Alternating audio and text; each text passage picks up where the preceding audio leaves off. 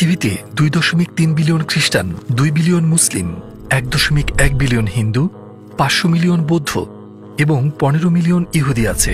এরকম মোট 4300 ধর্ম রয়েছে পৃথিবীতে। এমন পরিস্থিতিতে কিছু মানুষ প্রশ্ন করেন, এতগুলো ধর্ম থাকতে আমি ইসলামকে কেন বেছে নেব? আমরা কিভাবে বুঝবো যে ইসলামই সত্য ধর্ম? এটা কি যুক্তি দিয়ে প্রমাণ করা সম্ভব?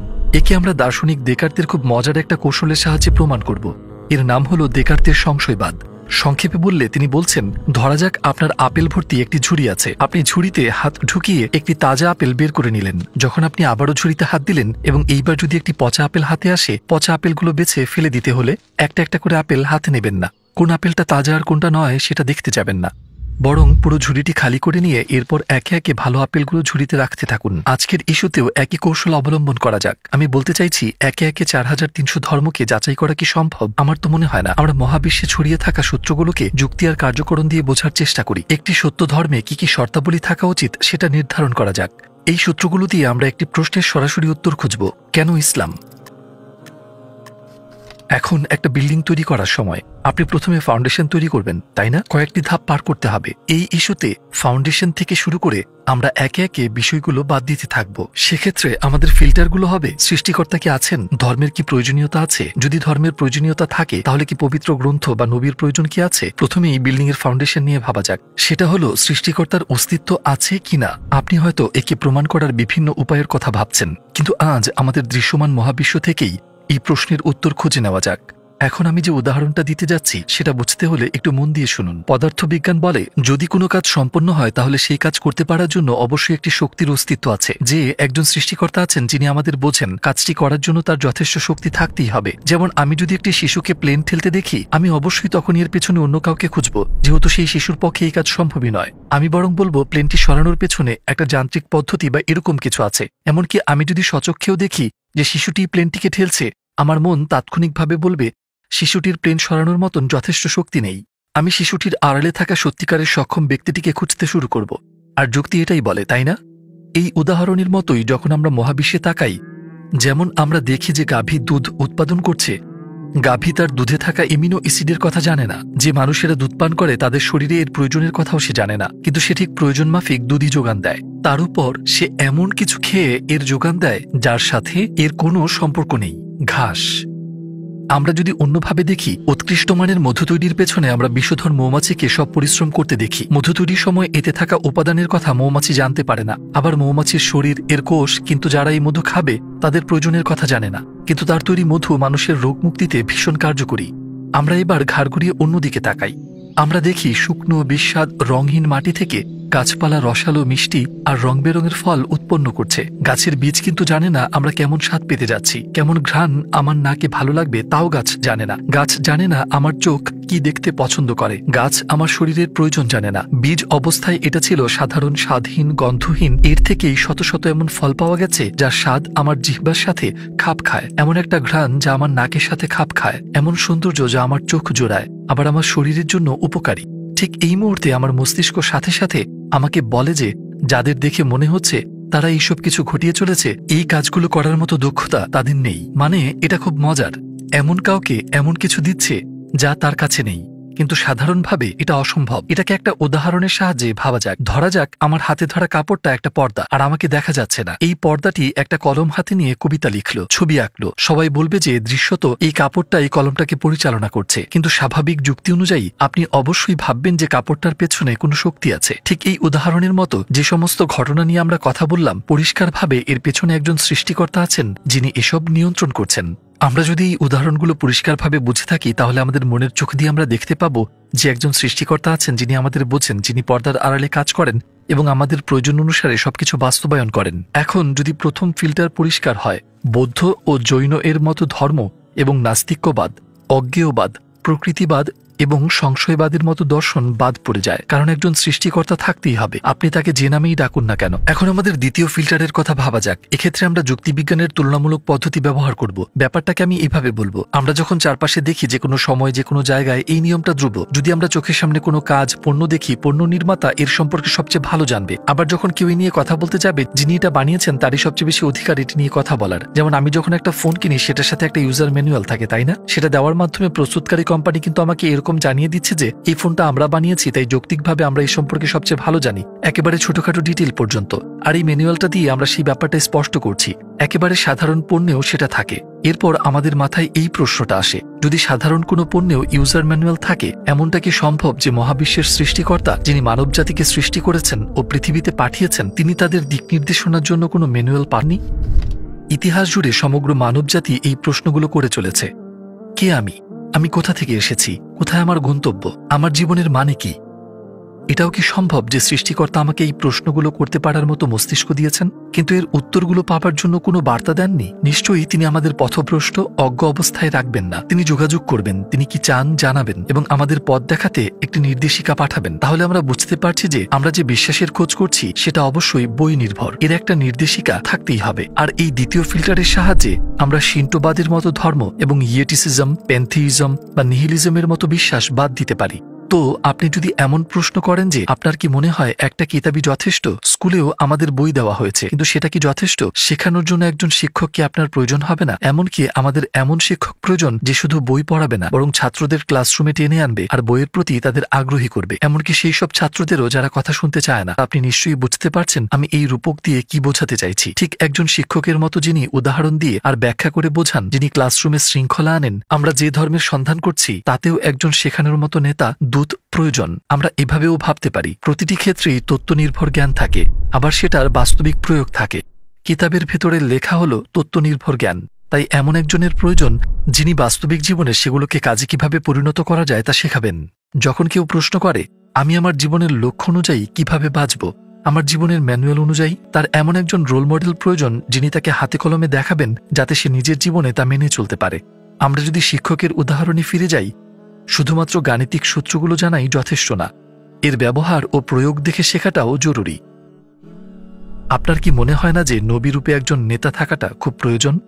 এমনকি প্রাণী জগতেও এর অনেক উদাহরণ পাওয়া যায়। যেমন আপনি যদি একটা মৌচাক লক্ষ্য করেন, আপনি দেখবেন একটি বসতি সেখানে সমাজের মতো বাস করছে এবং তাদের লক্ষ্য উদ্দেশ্য এক। সে সমাজের নেতৃত্বে আছে একটি রানী মৌমাছি। আবার আপনি যদি একটি পিঁপড়ার ঢিবি দেখেন যাদের লক্ষ্য উদ্দেশ্য এক, আপনি নেতৃত্বে একটি রানী পিঁপড়া দেখতে পাবেন। আল্লাহ কি এমনটা করবেন যে এই গ্রুপগুলোকেও যখন তিনি নেতৃত্ববিহীন রাখেননি, তিনি কি মানবজাতিকে নেতাশূন্য রাখবেন? আমরা মানবজাতির কথা বলছি, পিঁপড়া বা মৌমাছির চাইতে অনেক বেশি গুরুত্বপূর্ণ প্রাণের কথা বলছি। আল্লাহ মানুষের ক্ষুদ্র জিহ্বার জন্য শত শত স্বাদের সৃষ্টি করেছেন। তিনি কি মানবজাতিকে দিশাহীন, লক্ষ্যহীন কোনো জীবন দেবেন? তিনি তাদের রাসূল পাঠিয়ে পথনির্দেশ করবেন না? এমনটা কি হতে পারে? আমরা যদি এই উদাহরণটাও পুরোপুরি বুঝে থাকি, এই তৃতীয় ফিল্টারের সাহায্যে আমরা হিন্দুইজম, কেওডাইজম, দ্রুজের মতো বিশ্বাসগুলোকে বাদ দিতে পারি, যারা কোনো রাসূলে বিশ্বাস করে না। আমি এটাও একটু বলে দিতে চাই, আমরা যে ধর্মটাকে খুঁজে চলেছি তাতে নবীর মাজেজার উল্লেখ থাকতে হবে। আমরা শুরুতেই বলেছি যে পৃথিবীতে 4300টির মতো ধর্ম রয়েছে। যখন আমরা এই তিনটা ফিল্টার ব্যবহার করে সমস্ত ধর্ম এবং দর্শনের মূলে পৌঁছানোর চেষ্টা করি, আমাদের হাতে শুধুমাত্র 3টি ধর্ম থাকে, খ্রিস্টিয়ানিটি, জুডাইজম এবং ইসলাম। তাদের প্রত্যেকেরই সৃষ্টিকর্তা, কিতাব এবং নবীর ধারণা রয়েছে। এখন এই ব্যাপারটা লক্ষ্য করুন, এই 3টি ধর্মের সবগুলো ফিল্টার পার করে আসা থেকে বোঝা যায় যে তাদের ভিত্তি সত্যের উপরে প্রতিষ্ঠিত। আমরা যদি জুডাইজমের দিকে তাকাই, সেখানে মূল চরিত্র হিসেবে মুসা আলাইহিসসালামকে দেখতে পাই এবং খ্রিস্টিয়ানিটিতে মূল চরিত্র হল যিশু, তার উপর শান্তি বর্ষিত হোক। যদিও এই দুই মহান নবীর শিক্ষাগুলো এই দুটো ধর্মেই বিকৃত করা হয়েছে। প্রাথমিকভাবে তারা সত্যকেই সামনে এনেছিল। দুটো ধর্মের একটা অদ্ভুত মিল হল তারা কেউই রাসূল মুহাম্মদ সাল্লাল্লাহু আলাইহি ওয়াসাল্লামকে সত্য নবী বলে স্বীকার করে না। কিন্তু ইসলাম বলে যে রাসূল মুহাম্মদ সাল্লাল্লাহু আলাইহি ওয়াসাল্লাম আল্লাহ প্রেরিত সর্বশেষ নবী, আর মুসা এবং যিশু তারাও আল্লাহর নবী ছিলেন। এই সত্যের উপর ভিত্তি করে আমরা বলতে পারি যে যদি প্রমাণ করা যায় রাসূল মুহাম্মদ সাল্লাল্লাহু আলাইহি ওয়াসাল্লাম সত্যিকারের নবী, তাহলে ইসলাম একমাত্র সত্য ধর্ম হিসাবে প্রমাণিত হবে এবং মুসা আলাইহিস সালাম এবং ঈসা আলাইহিস সালাম আল্লাহর একই বার্তা প্রচারে পৃথিবীতে এসেছিলেন। হ্যাঁ, এটাই সেই পয়েন্ট যখন এ কথার নানা রকম প্রমাণ আমাদের মাথায় আসে। এর সবচেয়ে বড় প্রমাণ হলো রাসূল সাল্লাল্লাহু আলাইহি ওয়াসাল্লামের জীবন। ভেবে দেখুন, তিনি নবুয়তের আগে 40 বছর তার সম্প্রদায়ের সাথে কাটিয়েছেন। তার নবুয়তের 23 বছর ধরে ঠিক সেই মানুষগুলোর একেবারে চোখের সামনে তিনি ছিলেন। তার প্রত্যেকটা পদক্ষেপে সবার নজর থাকত। আমরা এখন দেখব সেই মানুষটি, আল্লাহ মাফ করুন, মিথ্যা বলতেন কিনা। যুক্তির খাতিরে আমরা জানি যে মানুষগুলো পদমর্যাদায় ভীষণ কাছাকাছি, তারা একে অন্যের অনুকরণ করে থাকেন, কিন্তু অন্যজনের চাইতে কারো মর্যাদা যত কম হয় তাকে অনুকরণ করা ততই কঠিন হয়ে পড়ে। যেমন ইবনে সিনার কথা ভাবুন, যাকে পশ্চিমা বিশ্ব আবিসিনা নামে চেনে, এক প্রতিভাবান চিকিৎসক যার লেখা বই শতাব্দী জুড়ে পৃথিবীর বিভিন্ন বিশ্ববিদ্যালয়ে পড়ানো হয়েছে। একজন অশিক্ষিত ব্যক্তি ঠিক কতটুকু আবিসিনার অনুকরণ করবে বা তার নাম ভাগাবে? কোনো শহরে গিয়ে যদি সে বলে আমি আবিসিনা, ঠিক কতজন তাকে বিশ্বাস করবে? কিছু সময় পর যারা তার সাথে সময় কাটাবে তার আচরণ আর কার্যকলাপ দেখে বুঝে যাবে যে সে মিথ্যাবাদী। একজন গরিব জোচ্চোর সুলতানের অনুকরণ করতে পারে না। খুব অল্প সময়ে তার চলন বলনে এটা স্পষ্ট বোঝা যাবে যে সে একজন জোচ্চোর। ধরা যাক সে অনুকরণে সফল হলো, কিন্তু কতদিন ধরে সে মানুষকে ধোঁকা দিতে পারবে? কিছু সময় পর কোনো না কোনো ভাবে তার মিথ্যা ধরা পড়ে যাবে। আমরা কি এই যৌক্তিক তুলনা রাসূল মুহাম্মদ সাল্লাল্লাহু আলাইহি ওয়াসাল্লামের ক্ষেত্রে প্রয়োগ করতে পারি? তার প্রচারিত ধর্ম তার সম্পর্কে আমাদের জানায় তিনি এমন একজন ব্যক্তি যাকে আল্লাহ অসংখ্য মানুষের মধ্য থেকে নবী মনোনীত করেছেন। তিনি আল্লাহ সুবহানাল্লাহু তাআলার পক্ষ থেকে সমগ্র মানবজাতির জন্য প্রেরিত নবী। তিনি সর্বশ্রেষ্ঠ এবং মানবজাতির মধ্যে তার আখলাক সর্বোত্তম। এখন এখানে দুটো সম্ভাবনা রয়েছে, হয় এর পুরোটাই সত্যি, না হয় আল্লাহ মাফ করুন তিনি মিথ্যাবাদী। কিন্তু এটাও মনে রাখতে হবে যে ব্যক্তি তাকে মিথ্যাবাদী বলবে তাকে কোনো সাধারণ মিথ্যাবাদী হিসেবে দেখবে না, তাকে আপনার ইতিহাসের সবচেয়ে বড় মিথ্যাবাদী বলে ভাবতে হবে, কারণ তিনি এতখানি উচ্চ মর্যাদায় থাকা নিয়ে মিথ্যা বলেছেন। আপনার তাকে এমন একজন ভাবতে হবে যে সৃষ্টিকর্তা মানে না, তিনি শাস্তি দিতে পারেন সেই ভয় তার নেই এবং আল্লাহর নামে তিনি মিথ্যা বলেন। ধরে তিনি মিথ্যা বলেছেন, সেটা কি তিনি 23 বছর ধরে রাখতে পারবেন? অনেকেই মনে করেন রাসূল সাল্লাল্লাহু আলাইহি ওয়াসাল্লাম খুব অল্প মানুষের সাথেই মিশতেন, কিন্তু একথা একেবারেই সত্যি নয়। তার নবুয়তের সময় তার আশেপাশের হাজারো মানুষ তার সবগুলো দিক নিজের চোখে দেখেছে। আমরা জানি তিনি কোন হাত দিয়ে খাবার খেতেন, কোথাও প্রবেশের সময় কোন পা আগে রাখতেন, এমনকি তার নখ কিভাবে কাটতেন। মানে তারা তাকে এমনভাবে পরীক্ষা করেছে যে ইতিহাসে এমনভাবে আর কাউকে এত গভীরভাবে পরীক্ষা করা হয়নি। আপনার কি মনে হয় তারা যদি কোনো অসঙ্গতি দেখতে পেত, কোনো খুঁত দেখতে পেত, তারা তার পাশে দাঁড়াতো বা এত কষ্ট সহ্য করত? একদমই না। পাশাপাশি যারা তাকে খেয়াল করেছে তারা সবাই বিশ্বাসী ছিলেন না। যারা তার নবুয়ত অস্বীকার করেছে তারাও তাকে লক্ষ্য করেছে। তিনি নবী হওয়ার আগেও তাদের সাথে ছিলেন, শুধু তার পরেই না, তাদের মাঝে তার জন্ম বেড়ে ওঠা। তিনি বাইরে থেকে আসেননি, তার সম্পর্কে সবকিছুই তাদের জানা। তারা তাকে এতটাই বিশ্বাস করত যে তার নবুয়তের আগে তারা তাকে আলামিন নামে ডাকত, যার অর্থ বিশ্বাসী। সবাই এক বাক্যে জানত তিনি মিথ্যা বলেন না এবং জানত তিনি কতটা সৎ। নবুয়তের পর যারা তার শত্রু হয়ে যায় তারাও নিজেদের সম্পদ তার কাছে নিরাপদ ভাবত। নবুয়তের আগে বা পরে তার কোনো খুঁত খুঁজে পায়নি। তারা শুধু একভাবেই তার দোষ খুঁজে পায়, সেটা হলো তাকে জাদুকর, বাজিকর এইসব নামে অপবাদ দেওয়া, আর কিছু না। যে ব্যক্তি মিথ্যা বলছে অবশ্যই তার এ থেকে কোনো দুনিয়াবি লাভ পাওয়া উচিত, কিন্তু তার জীবন কর্ম থেকে তিনি কোনো লাভ পাননি, বরং এমন অনেক কিছু ছিল যা তার জীবনকে কঠিন করে দিয়েছিল। তিনি টানা রোজা রেখেছেন, দারিদ্র্যের আঘাতে তিনি সিহরি এবং ইফতার ছাড়াই রোজা রেখেছেন। আয়েশা রাদিয়াল্লাহু আনহা বলেন, কখনো কখনো তার ঘরে টানা 2 মাস কোনো খাবার রান্না হতো না।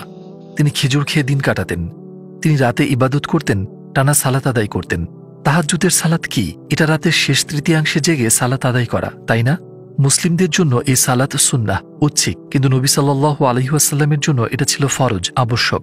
কেন তিনি রাতের আধারে নিজেকে এত কষ্ট দেবেন যখন তাকে কেউ দেখছে না? মিথ্যা বলার জন্য? তিনি 23 বছর ধরে নিজের প্রচার করা ধর্ম যে কারো চেয়ে ভালোভাবে পালন করেছেন, সবার চেয়ে বেশি ইবাদত করেছেন, গুনাহ থেকে দূরে থাকতে সবচেয়ে বেশি সতর্ক ছিলেন। বিশ্বের সেরা মিথ্যাবাদীর চরিত্র কি একটু এমন হতে পারে? এসব কিছু করে তার লাভটা কি? তিনি কি এসব প্রতিপত্তি, অর্থ সম্পদ বা নারীর লোভে করছেন? প্রতিপক্ষ এই সব কিছুই দিতে চেয়েছিল, কিন্তু তিনি সবসময় একই উত্তর দিয়ে গেছেন, আমাকে যদি ডান হাতে সূর্য আর বাম হাতে চাঁদও এনে দেওয়া হয় তবু আমি দিনের পথ ছাড়ব না। তো তিনি বলেন, দুনিয়াবি লাভের জন্য আমার সংগ্রাম নয়, যদি আমাকে শুধু এই জিনিসগুলোই না বরং পুরো পৃথিবী, চাঁদ আর সূর্যও দেওয়া হয় আমি তবুও পিছু হটব না। তিনি সারা জীবন মৃত্যু হুমকি পেয়েছেন। তিনি বারবার আততায়ীর ব্যর্থ শিকার হয়েছেন, তারা কেউ সফল হয়নি। নবী সাল্লাল্লাহু আলাইহি ওয়াসাল্লাম নিজ শয্যায় ইন্তেকাল করেন। কেন তিনি এত কিছু সহ্য করলেন? একটা মিথ্যার জন্য? কেন তিনি পাথরের আঘাত সহ্য করে নিলেন? এত সব অপমান আর অভিশাপ, সবকিছু তার নবুয়তের প্রমাণ হিসেবে অনেক কিছুই বলা যেতে পারে, কিন্তু সবচেয়ে বড় প্রমাণ তার জীবন। তিনি যেভাবে নিজেকে গড়ে তুলেছেন তার নবুয়তের প্রমাণ হিসেবে এটুকুই যথেষ্ট। যেমনটা আমরা শুরুতে বলেছি, হয় তিনি সত্য বলছিলেন, না হয় আল্লাহ মাফ করুন তিনি মিথ্যাবাদী। আমাদের যদি প্রশ্ন করা হয় এমন একজন মানুষ মিথ্যা বলছেন না তাকে মিথ্যাবাদী বলা লোকটি সত্যিকারের মিথ্যাবাদী, আপনার কি মনে হয় এই প্রশ্নের উত্তর দেওয়ার কোনো প্রয়োজন আছে? এই বিষয়গুলো বিশ্লেষণ করে দেখলে আমরা জীবনভর খুঁজে যাওয়া সেই সত্যকে খুঁজে পাই। সেটা হলো আল্লাহ তাআলা হলেন সেই সৃষ্টিকর্তা যাকে আমরা খুঁজছি। যেই কিতাব আমরা খুঁজছি সেটা আল কুরআন। যে নবীকে আমরা খুঁজছি তিনি হলেন রাসূল মুহাম্মদ সাল্লাল্লাহু আলাইহি ওয়াসাল্লাম। মনে আছে আমরা শুরুতেই প্রশ্ন রেখেছিলাম 4300টি ধর্মের মধ্যে ইসলামী কেন? এগুলোই সেই কারণ।